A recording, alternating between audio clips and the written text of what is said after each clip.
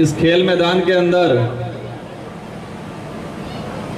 आप सभी जो उपस्थित हैं, हम सभी को स्वतंत्रता दिवस की खूब खूब शुभकामनाएं देना चाहूँगा आप सबको दिल से। इस कार्यक्रम में हमारे मंच पे विराजमान यहाँ के स्थानीय विधायक जी, शंकरलाल जी, एसडीएम साहब, यहाँ के नगर अध्यक्ष, साथ ही प्रधान जी और पुलिस प्रशासन से हमारे डिप्टी साहब, तहसीलदार साहब, इस नगर के समस्त नागरिकगण और इस प्रांगण में एक शानदार जो प्रस्तुतियां दी गई है, ये स्वतंत्रता दिवस 78वां स्वतंत्रता दिवस मनाया जा रहा है। हमारे लिए, हमारे देश के लिए और इन बच्चों के लिए एक गौरव का दिन है। ये दिन हम सब के अंदर एक जोश जुनून भरता है और सागवाड़ा के अंदर ये जो कार्यक्रम आयोजित किया गया, पूरे आयोजन कमेटी को और साथ ही एसडीएम साहब को, सीपीओ साहब को धन्यवाद देना चाहूंगा कि आपने शानदार पहल करके ये नयापन लाए, उसके लिए मैं आपको तहे दिल से धन्यवाद देना चाहूंगा। साथियों, कार्यक्रम आज पूरे देश के अंदर हो रहे हैं और सांसद बनने के बाद शायद बड़ा कार्यक्रम सागवाड़ा में पहली बार मेरा आज हुआ है, मैं आज उपस्थित हुआ।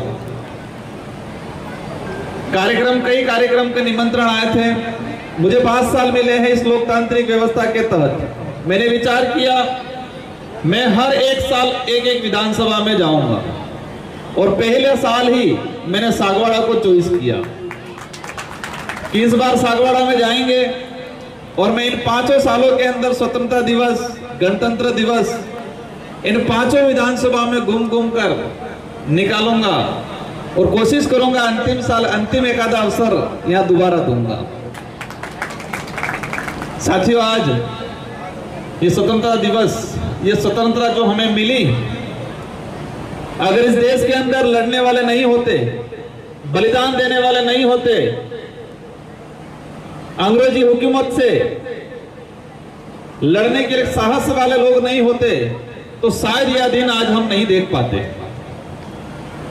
स्वतंत्रता की लड़ाई की अगर बात करें, एक लंबा दौर चला। हम अखंड भारत की बात करते हैं। आज हमारा भारत देश अनेक आक्रमणकारियों से गुजरा है। अंग्रेजों से पहले मुगल आए, इस देश के अंदर कई आक्रमणकारी आए। मुगलों का राज रहा, राजा रजवाड़ों का राज रहा, अंग्रेजों का राज रहा और एक दिन लोकतंत्र स्थापित हुआ और हमारा देश 15 अगस्त 1947 को आजाद हुआ। वो पल ऐसा होगा, उस रात को, उस दिन इस देश की जो जनता क्या सोचती होगी, एक सुकून भरा महसूस किया होगा, कितने खुश हुए होंगे वो लोग। आज हम 78वां स्वतंत्रता दिवस मना रहे हैं। आज हमें खुशी है कि हमारा देश 1947 को आजाद हुआ था, लेकिन 1947 15 अगस्त 1947 के दिन जो तात्कालीन जो लोग थे, उन्होंने कितनी खुशियां मनाई होगी। उस दिन कल्पना की थी कि ये जनता का राज आ गया और उसी इस लोकतंत्र को व्यवस्थित स्थापित करने के लिए नियम कायदे बने। 26 जनवरी 1950 को हमारा संविधान पूर्ण रूप से लागू किया गया इस देश के अंदर और यह संविधान हमारे देश का एक शानदार विधान है और कहते हैं विश्व में सबसे बड़ा संविधान हमारा है और यह सच्चाई है। इसमें हर वर्ग के लिए, हर धर्म के लिए, हर जाति के लिए प्रावधान कर रखा है ताकि हमारा देश ग्रोथ हो। हम कहते हैं हमारा देश महान देश है और है भी सही। हमारे देश का कोई भी प्रतिनिधित्व विदेश में जाता है, उसकी पहचान जब मंच पे होती है, कहते हैं कि ये उस देश से आता है या उस देश से आते हैं। एक अखंड भारत है, एक विविधता वाला देश है और विविधता होने के बावजूद भी एकता है, और ये महान देश से आते हैं, ये संबोधन दिया जाता है हमारे देश के। अगर प्रधानमंत्री जाते हैं या राष्ट्रपति महोदय जाते हैं, कोई भी जाता है, पहचान हमारे देश की महानता से होती है वहां। और ये देश महान इसलिए है कि इस देश के अंदर अनेक धर्म हैं, अनेक संस्कृतियां हैं, अनेक जातियां हैं, इसके बावजूद भी ये देश मजबूत है, इसलिए इस देश को महान कहा जाता है। साथियों, हमें कहते हैं हम राष्ट्र हितैषी, राष्ट्रभक्त। राष्ट्रभक्त की परिभाषा क्या है? किसको हम राष्ट्रभक्त कहेंगे? राष्ट्रभक्त की परिभाषा मेरी नजर में हमारा एक शानदार ग्रंथ है जो संविधान है।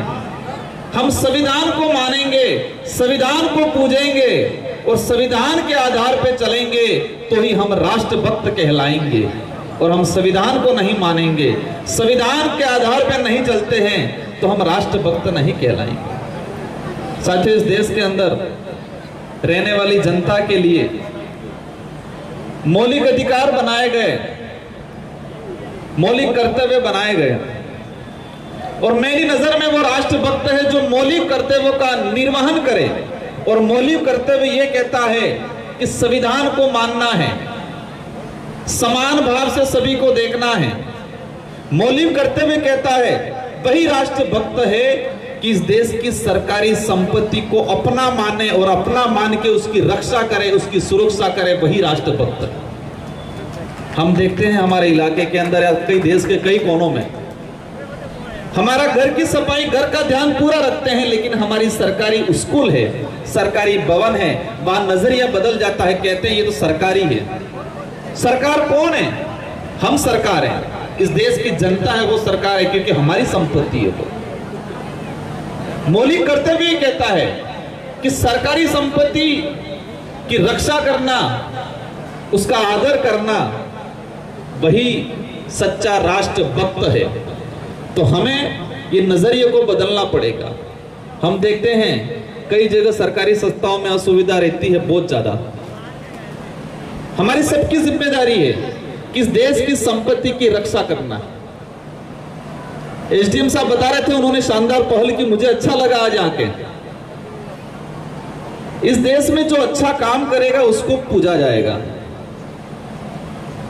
और जो अच्छा काम करता है उसकी जाति क्या है, धर्म क्या है, वो पुरुष है या महिला है, वो नहीं देखा जाएगा। उसने अच्छा काम किया उसको जाना जाएगा। और एसडीएम साहब, आपको भी कहना चाहूंगा, आपने अच्छी पहल की। अनेक एसडीएम आए होंगे, आपके बाद भी आएंगे, लेकिन आपने अच्छे विचारों से, दिल से अच्छा काम किया है तो आपके कार्यकाल को पूजा जाएगा, आपको याद किया जाएगा। इस देश के इतिहास में हम उठा के देखते हैं, हम किसको मानते हैं? जिसने अच्छा काम किया। हम गांधी जी को मानते हैं, अम्बेडकर जी को मानते हैं, बिरसा मुंडा जी को मानते हैं। हमारे इस इलाके की बात करें, गोविंद गुरु को मानते हैं, भोगीलाल पंड्या जी को मानते हैं। हर वर्ग का व्यक्ति मानता है। मैं एक बार अभी छत्तीसगढ़ गया था, मैंने देश के अंदर एक अलग सी चीज देखी। संविधान मंदिर बना हुआ छत्तीसगढ़ के बस्तर में, संविधान मंदिर। मैंने गूगल पे सर्च करके देखा कि देश में एकमात्र संविधान मंदिर बना हुआ है बस्तर के अंदर। मैं गया वहां, मैंने जाना इसके बारे में।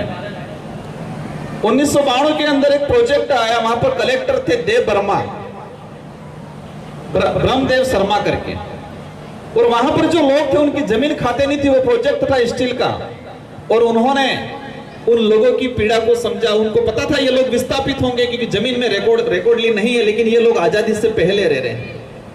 वो कलेक्टर थे और कलेक्टर पद से त्याग दिया और समाज सेवी बने, वो कारवा उठाया और आज उनको वहां पूजा जाता है। वो जाति नहीं देखी गई, उनके कर्म देखे गए। देश के एकमात्र संविधान मंदिर बना गया। पूरे आसपास के जो एरिया है, जितने जो गांव हैं, वो संविधान, कोई भी बड़ा कांड होता है तो संविधान मंदिर जाते हैं और संविधान की कसम खाते हैं, सच झूठ का फैसला वहां करते हैं। ऐसे ऐसे कई हिस्से हैं हमारे क्षेत्र में। मामा बालेश्वर को सब जानते, बांसवाड़ा के लोग, हम भी जानते, पूजते। आज बांसवाड़ा में हमारे यहाँ के लोग दूसरे देवताओं के मंदिर नहीं, इतना मामा बालेश्वर के हैं। मामा बालेश्वर यहाँ के नहीं थे, यूपी के थे, वो भी ब्राह्मण कम्युनिटी से आते थे, लेकिन उन्होंने आदिवासी समाज के लिए काम किया। वो जितना ब्राह्मण कम्युनिटी नहीं मानता है उतना आदिवासी समाज उनको मानता है और आज पूजता है। मेरा कहने का अर्थ ये है कि हम कर्म अच्छा करेंगे तो लोग याद करेंगे, और कर्म जाति या धर्म देख के नहीं, इंसानियत सबसे बड़ा धर्म है, और उस आधार पे हम कर्म करेंगे तो इस देश का विकास होगा। ये देश तब बढ़ेगा, इस देश में रहने वाला प्रत्येक वर्ग आगे बढ़ेगा, इस देश में रहने वाला प्रत्येक धर्म के लोग आगे बढ़ेंगे। और हमारा देश का संविधान इतना शानदार है, हर चीज की स्वतंत्रता देता है। कई बार मैं कुछ बात को लेके मैं यहाँ पर नहीं कहना चाहूंगा, लेकिन हमें हर चीज को समझना है। कोई व्यक्ति कह रहा है, उसका तर्क क्या है, उसका कारण क्या है और उसका उद्देश्य क्या है। ये देश हमारा है, हमारा क्षेत्र है, मैं सांसद हूं, मेरी जिम्मेदारी है इस क्षेत्र का प्रतिनिधित्व करना, और मुझे 5 साल का अवसर मिला है। और मैं इस कार्यक्रम के माध्यम से आप सबको आश्वस्त करता हूं कि अवश्य इस क्षेत्र का शानदार प्रतिनिधित्व करेंगे। और मेरा एक उद्देश्य है, इसमें आप सबका साथ चाहिए। शिक्षा के क्षेत्र में क्रांति लानी है हमें, और वही इलाका बढ़ता है जो शिक्षा के क्षेत्र में क्रांति लाता है।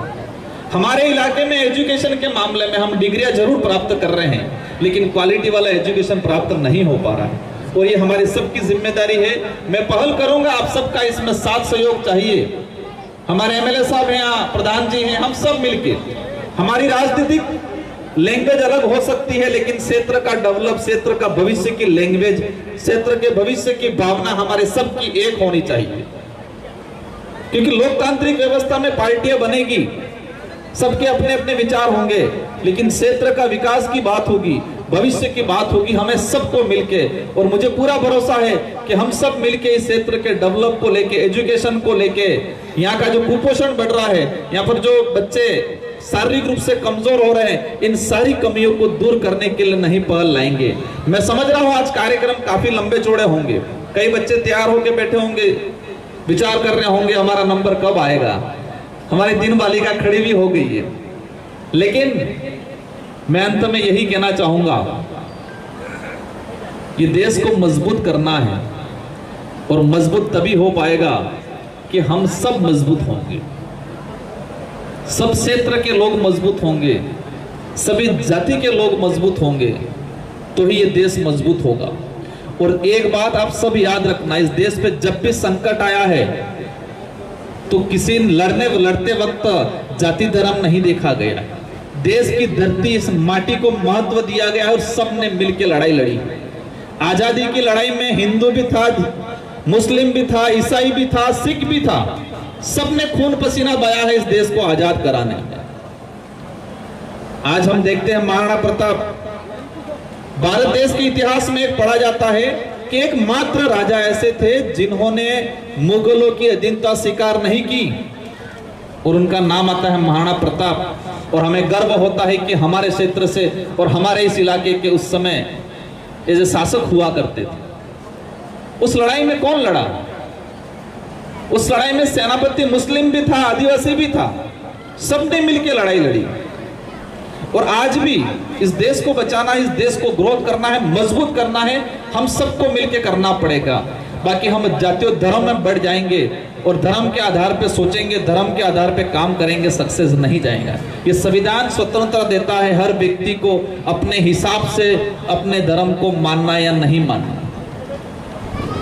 हम सबका सम्मान करेंगे, क्योंकि सबका सम्मान करेंगे, सबको स्वीकार करेंगे, तो ही ये देश महान कहलाएगा। इसी भावना के साथ मेरी बात को मैंने यहाँ रखा। मुझे उम्मीद है आपने सुना होगा, उसको समझा होगा और इसको पॉजिटिव एनर्जी के साथ अमल में लाएंगे। इन्हीं शब्दों के साथ सारे बालक बालिकाओं से मेरा एक ही निवेदन है कि पढ़ाई करनी है, और पढ़ाई पास होने के लिए नहीं करनी है, पढ़ाई जानने के लिए करनी है, खोजना है, इस देश को, विदेश को इस भौगोलिक स्ट्रक्चर को हमें जानना है और जान के हमें मजबूत बनना है और विश्व लेवल पे हमको राज करना है, ये आज तय करके जाना है।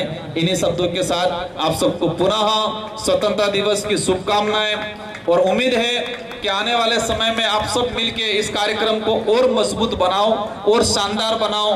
इन्हीं शब्दों के साथ आप सबको जय जोहार, जय संविधान, जय बिल प्रदेश, जय राजस्थान।